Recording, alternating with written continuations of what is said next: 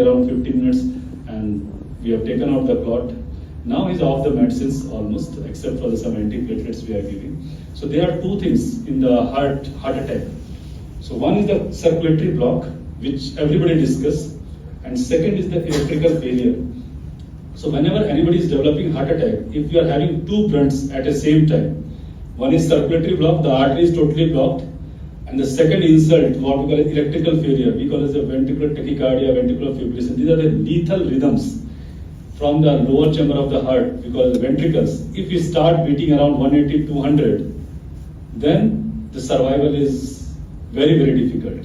I will say not possible, but very, very difficult. The reason is artery is blocked and electricity is also failure, because heart will stop immediately. And these are the unfortunate patients who die at home or who are dying during the transportation.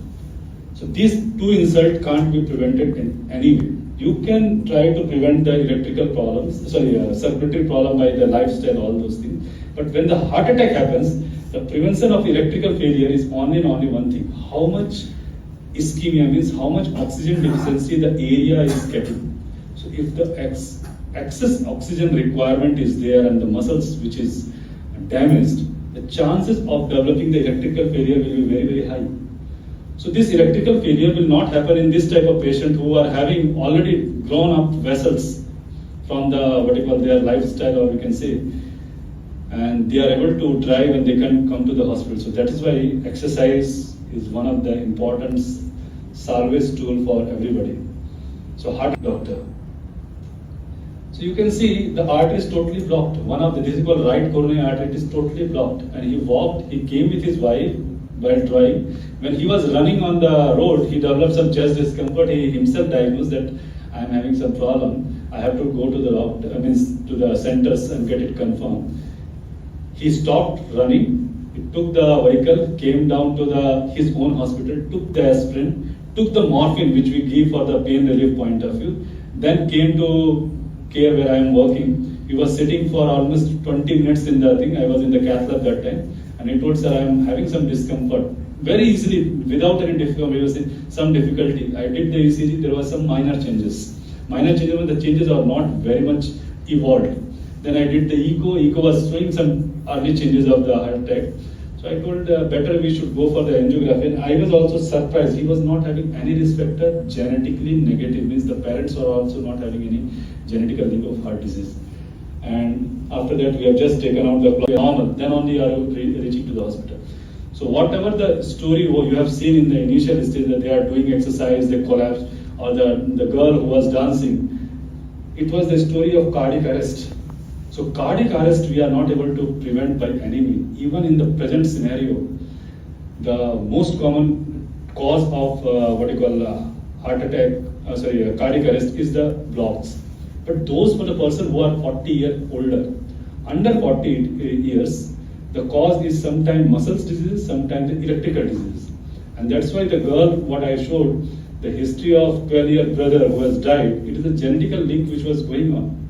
So there was some under-evaluation and some more information needed in the evaluation that can give answer why she collapsed and what best can be done. And the best thing is we can do the CPR so that patient can be reached to the hospital, and after that we can do any intervention or evaluation.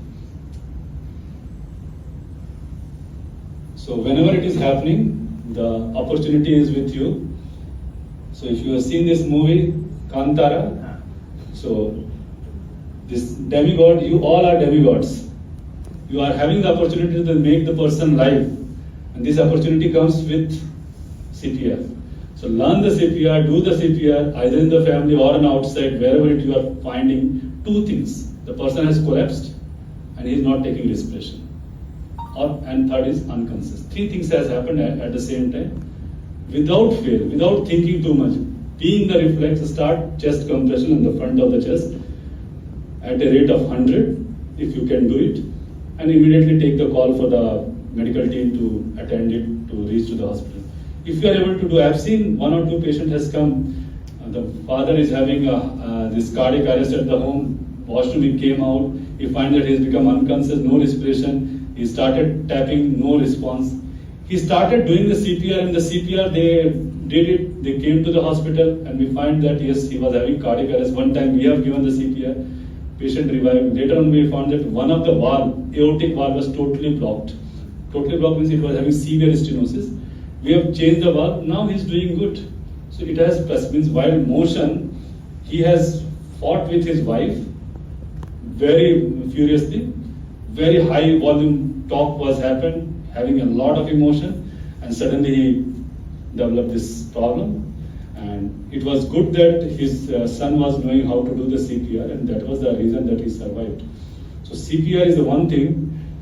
So the demigod you all are, we all are, we can say. There is no need of taking any degree for that. It is only the training. If you can be trained yourself, certainly you can help a lot of patients.